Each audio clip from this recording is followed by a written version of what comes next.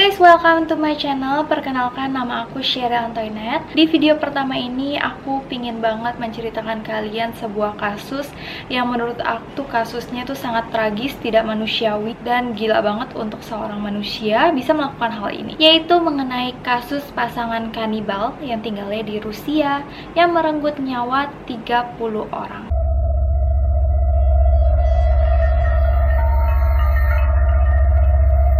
Pasangan kanibal ini bernama Dmitry Bakshiv dan istrinya Natalia Baksheva. Sebelum kita masuk ke dalam kasus ini lebih lanjut, aku pingin banget kalian tahu tentang background dari pasangan ini. Kita mulai dari Dmitry Bakshiv. Bakshiv lahir pada 28 Januari 1982 di Rusia. Dari kecil dia sudah dikirim oleh ibu kandungnya ke panti asuhan. Jadi Dmitry dari kecil tinggalnya hanya di panti asuhan karena ibu kandungnya merupakan pengguna narkoba yang dia merasa tidak bisa membesarkan dan merawat Dmitry. Pada saat dia berumur 3 tahun, dia diadopsi oleh pasangan yang bahagia, pasangan yang harmonis, tetapi kayaknya kebahagiaan itu kayak cuman sebentar aja lewat di hidupnya karena nggak lama setelah dia diadopsi, ibu angkat yang mengadopsi Dmitry tersebut meninggal. Aku sedih banget untuk anak sekecil itu, kayak dia baru dapat kebahagiaan, baru dapat kasih sayang dari orang tuanya, terus ibu angkatnya meninggal begitu aja. Setelah ibu angkatnya meninggal, mulailah berubah kehidupan Dmitry. Ayah angkatnya itu yang tadinya baik-baik aja berubah menjadi kejam dan jahat sama Dmitry. Sampai akhirnya pada usia Dmitry yang ke-15 tahun, Dmitry diusir dari rumah oleh ayah angkatnya. Itu tuh proses pengusirannya itu dari artikel-artikel yang aku baca, katanya dia cuman ayahnya kasih Dmitry roti, terus udah, nih lu ambil rotinya terus lu pergi, dan udah lu pergi dan gak usah kembali lagi, kita putus hubungan. Cuman kayak gitu doang, bayangin cuman dikasih roti gitu. Ya untuk anak itu masih remaja ya, bingung dong harus tinggal di mana, nggak punya saudara lagi, dia nggak punya kenalan lagi, dia ke tetangga juga bingung gimana. Akhirnya dia tinggallah di jalanan. Dmitry bingung caranya kayak gimana sih dia untuk bertahan hidupnya, dia nggak bisa bekerja dan segala macam. Akhirnya menggunakan jalan pintas, yaitu dia mencuri supermarket, dia mencuri mobil, sampai akhirnya Dmitry juga tertangkap oleh polisi.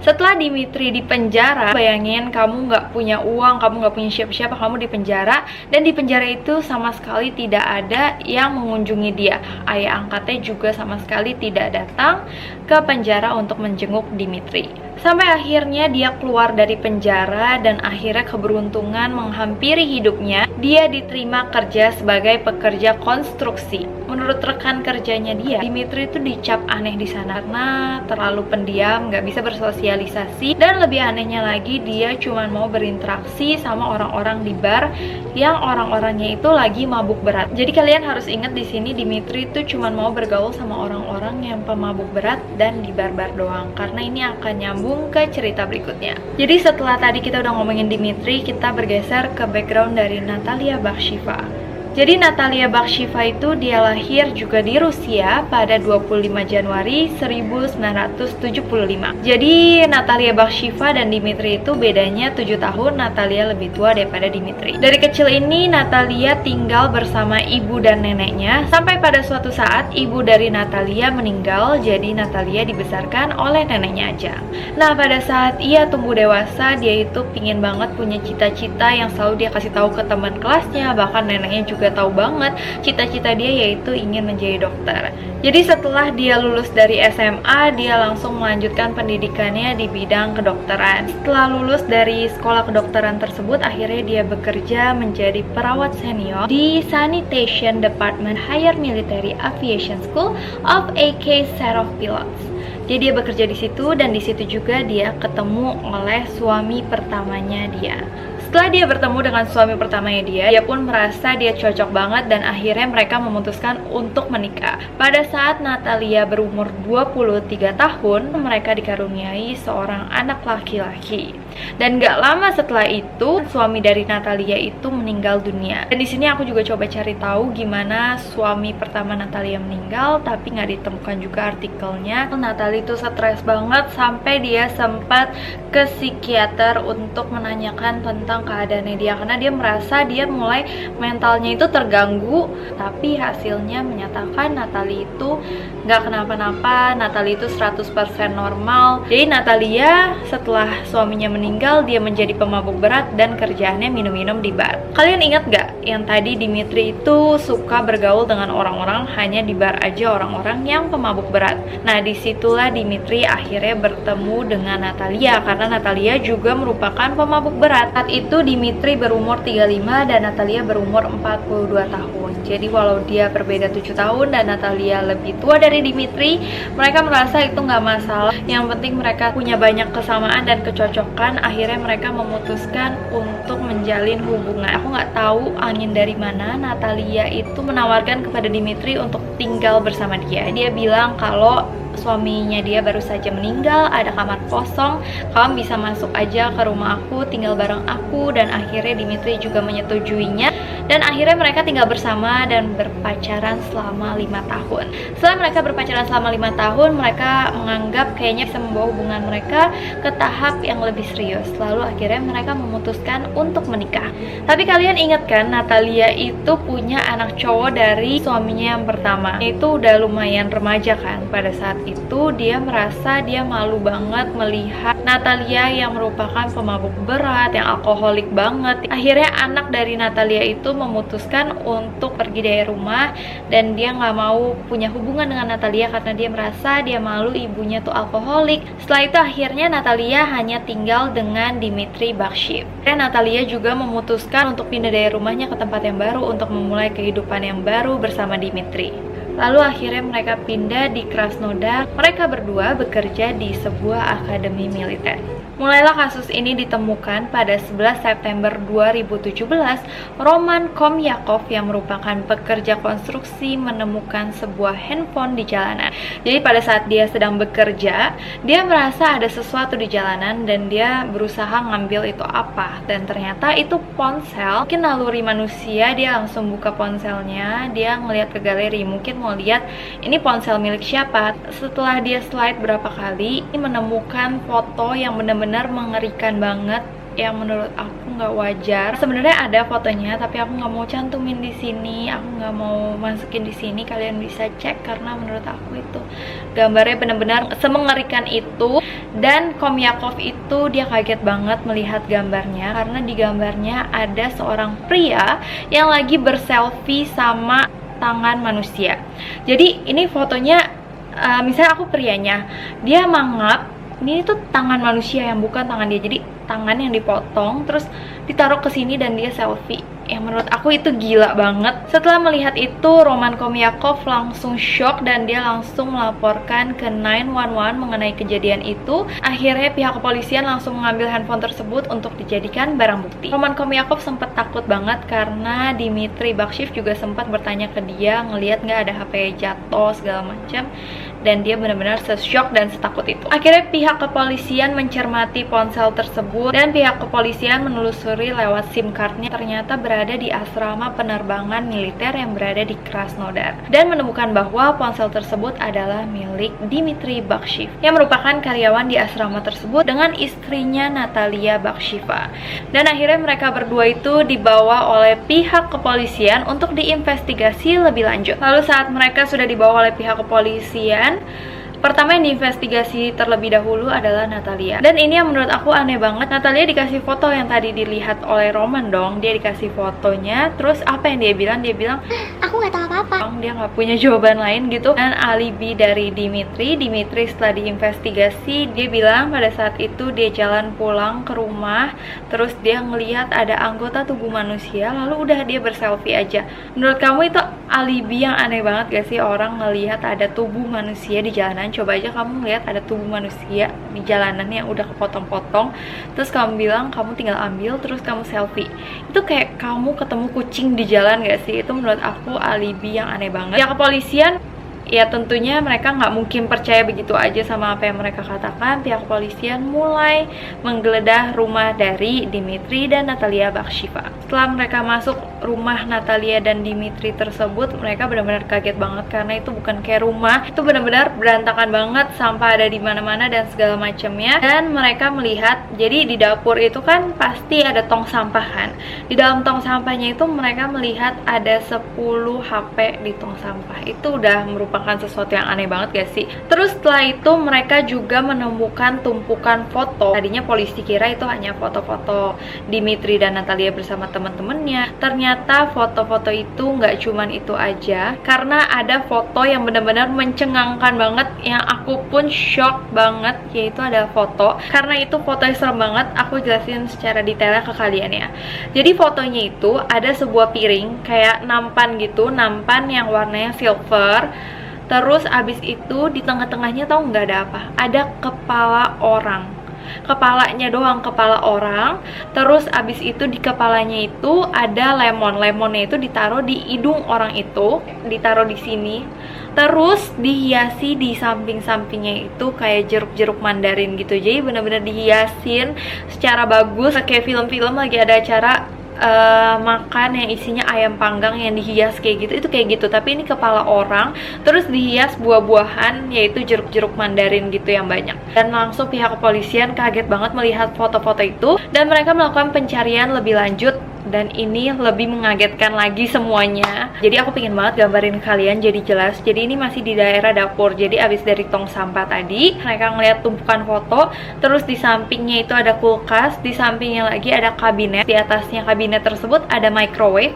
Nah di depan microwave-nya itu mereka ngeliat wig. Jadi polisi itu kira kok ada banyak wig gitu. Tiba-tiba dilihat kok wignya tuh kayak bukan wig biasa gitu. Setelah itu lanjut buka kulkas, dan di kulkas itu ada banyak daging-daging, bahkan ada kayak satu toples yang dimasukin toples itu isinya kayak antara lemak, daging, pokoknya organ-organ gitu.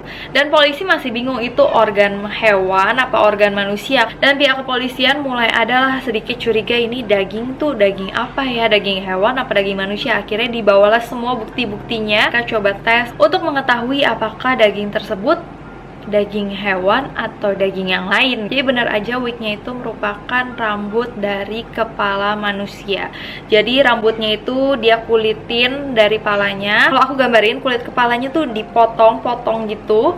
Jadi disimpan rambutnya untuk jadi wig. Itu semuanya rambut-rambutnya rambut-rambut wanita, dan kebanyakan rambut-rambut yang blonde segala macam, yang rambut itu memang bagus gitu. Dan yang ada di kulkas, daging-daging yang ada di kulkas itu semua adalah daging manusia. Jadi benar-benar semua anggota badannya, organ-organnya semua dipisahin satu-satu dan dimasukkan ke lemari es dan freezer mereka. Dan bahkan ada beberapa yang dimasukkan ke dalam toples. Dan ternyata terdapat lebih banyak kulit kepala di kamar Dimitri dan Natalia. Yang aku bayangin pertama kali, rumahnya tuh sebau apa, karena isinya itu udah daging-daging manusia semua. Ada kulit-kulit manusia, ada lemak manusia, organ tubuh manusia, semuanya tuh dicampur, apalagi dimasukin kulkas. Itu baunya ya ampun. Dan ternyata setelah diinvestigasi oleh pihak kepolisian, mereka menggunakan obat bius jenis Corvavol. Jadi obatnya itu biasanya mereka akan membius korbannya, lalu korbannya pingsan, dan mereka akan membunuh lalu mengulitinya satu-satu. Dan akhirnya polisi kan tetap menggeledah terus rumahnya secara satu-satu, dan mereka menemukan sebuah video. Videonya kalian tahu apa? Videonya itu tutorial cara menjadi kanibal.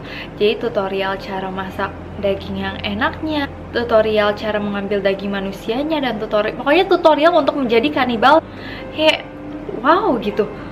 Itu video beli di mana gitu, yang kayak siapa juga yang mau beli. Mungkin ada sih seperti Natalia dan Dimitri ini yang beli, tapi penemuannya ternyata nggak sampai segitu doang guys. Tenang aja, masih ada lagi.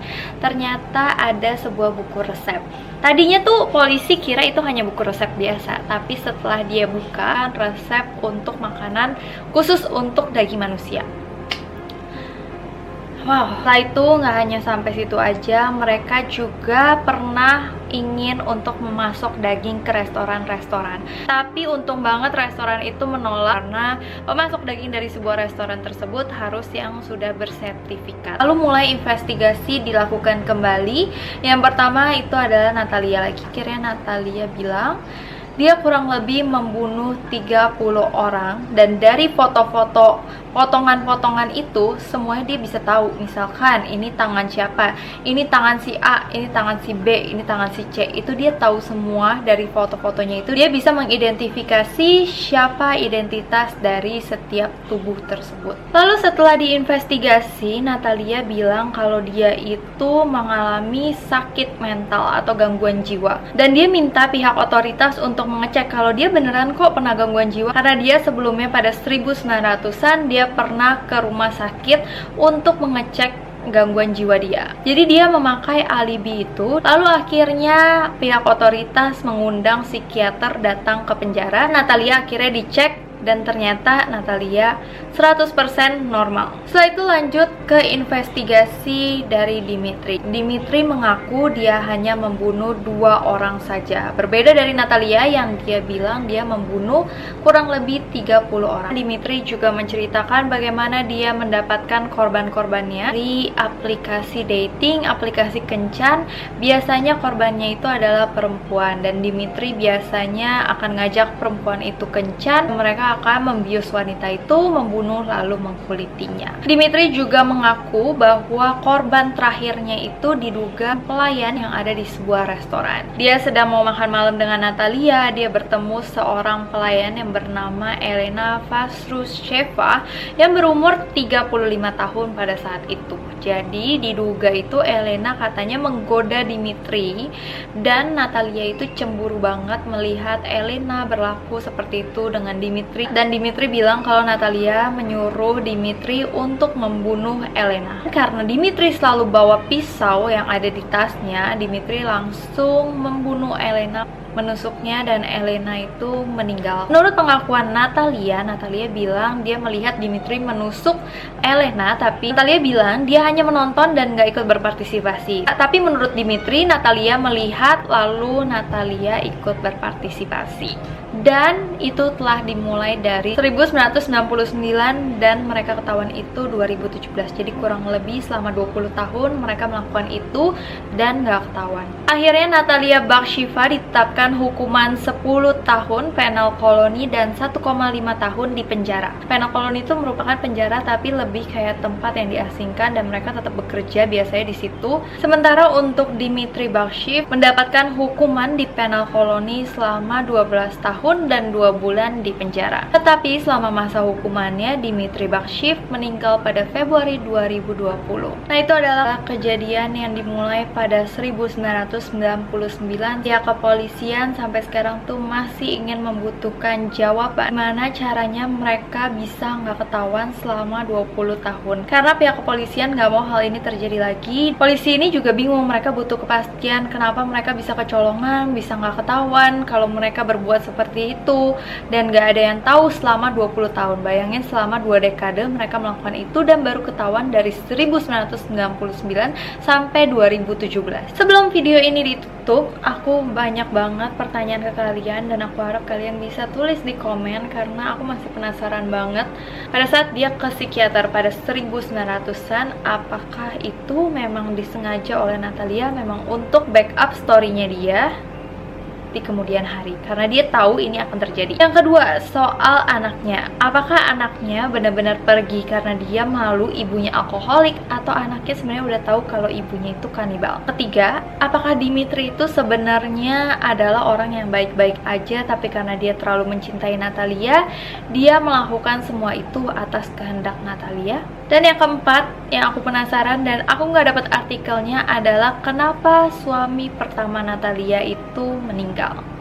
Yang kelima, yang aku curiga, apakah Natalia memang dari dulu sebelum ketemu Dimitri memang Natalia yang sudah kanibal dan Dimitri akhirnya mengikuti jejak Natalia yang kanibal? Dan yang selanjutnya, menurut media dan menurut orang-orang, apakah benar mereka melakukan itu hanya berdua atau sebenarnya ada kelompok sekte tertentu yang membantu mereka? Karena diduga nggak mungkin selama 20 tahun mereka hanya berdua membunuh segitu banyak orang dan gak ketahuan sama sekali. Dan untuk informasi tambahan, sampai sekarang polisi juga gak bisa memastikan kalau memang 30 orang yang dibunuh oleh Natalia dan Dimitri, karena semuanya itu gak ada yang tubuhnya utuh, tubuhnya udah dipotong-potong. Jadi pihak kepolisian gak bisa mengidentifikasi apakah itu benar-benar 1 orang, 2 orang, 3 orang. Jadi segitu dulu dari aku harap kalian suka sama video ini, dan aku mau kalian kasih saran di bawah ini.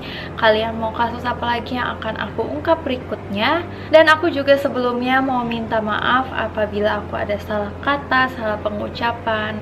Tidak ada niat jelek di dalam video ini, tidak ada niat untuk menjelekkan satu pihak atau pihak lain. Aku hanya memberikan informasi kepada kalian dari apa yang aku dapat. So, segitu aja dari aku. Terima kasih semuanya udah nonton. Sampai jumpa di video berikutnya.